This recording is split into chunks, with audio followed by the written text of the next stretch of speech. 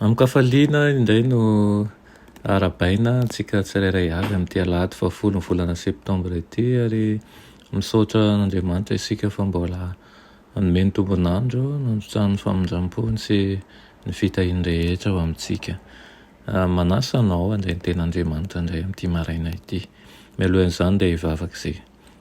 Andriamanitra tsara ny an-danitro, mbola velom-pisaoranao izay fa mbola afaka mandray anao isa-tokantranonay. Misaotra anao ihany koa izay manaiky hiaraka aminay, fa na dia mpanota izay ianao kosa dia mandrakotra ny fahasoavanao ao aminay tsirairay avy. Dia metesa ianao Tompo hanome ny zava-tsoa rehetra ao anatinay, ary koa hitaona anay eo amin'ny fahamasinana avinao hatrany. Amin'ny anaran'i Jesosy, amen. Rahaten'ny mofinainantsika androany dia manao hoe zanak'ondry n'Andriamanitra. Nalaina amin'ny Exodosy 12:17, manao hoe ary analan'ny ra ka hatetiny amin'ny tolam-baravarana roa sy amin'ny tataom-baravaran'ny trano izay hinanany azy. Amen. Mandra-piteten'ilay anjely mpandringana ny Egypta manontolo dia nihinana zanak'ondry kosa ny ankohonana Hebreo tsirairay avy. Nasainy natsakitsakin'izy ireo manontolo izany, tsy misy aretina na kilema io zanak'ondry io araka ny toromarika. Natao hohanina miaraka amin'ny mofo tsy misy masirasira sy anamangidy izany mba hatsiarovan'izy ireo ny fanandevozana mahatsiravina ny aretan'ny vokatry ny fahotana tamin'ny nanadinoany an'Andriamanitra sy ny nandikany lalàny no nanaovany an'izany. Ny fihinanana anamangidy dia natao hampatsiahivina fa hijinja ny vokatry ny asany izy ireo, na dia tsy tiany azy izany. Natao mba hametra-panontaniana ny taranany. Ny amin'ny antony izany koa ny fihinanan'ny anamangidy. Any amin'izany ny ray aman-dreny dia tokony hitantara amin'izany ny fahoriana tao Egypta sy ny herin'Andriamanitra mahagaga nanafaka azy ireo tamin'io alina tsy hay adinoana io rehefa nandroaka azy ireo hiala ny tany Egypta, ny Egyptianina.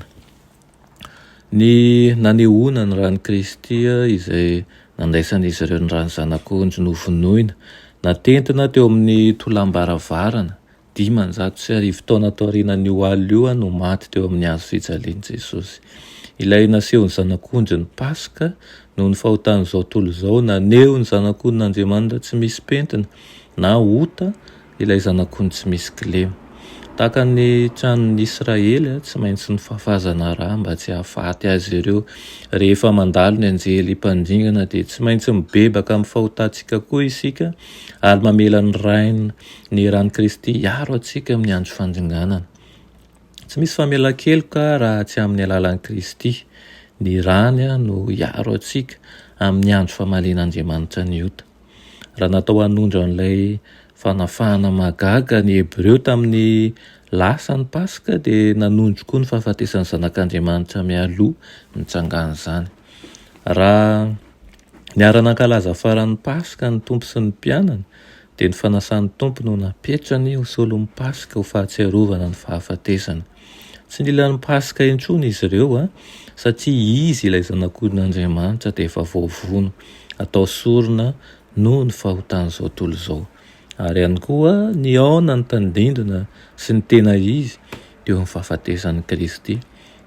Kaoka ho tsarovintsika mandrakariva izany na ny firindran'izany rehetra izany hatrany amin'ny tantaran'ny zanak'Israely, satria izao sy anao ihany koa dia anisan'ny ireo izay nafahana tao anatin'ny fanandevozan'ny Satana. Amen.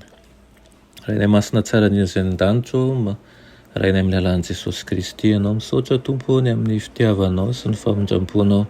Misaotra ihany koa ianao izay mampatsiahy anay mandrakariva, fa tokony hatsiaro ihany koa izay ny amin'ireo lasanay izay nafahanao ka tsy tokony hiverina intsony amin'izany. Ampio izay amin'ny alalan'ny fanahinao masina mba hitondra tena mihendrika ianao ary ho androso ny fahazotoana eo an-tongotrao. Amin'ny anaran'i Jesosy, amen.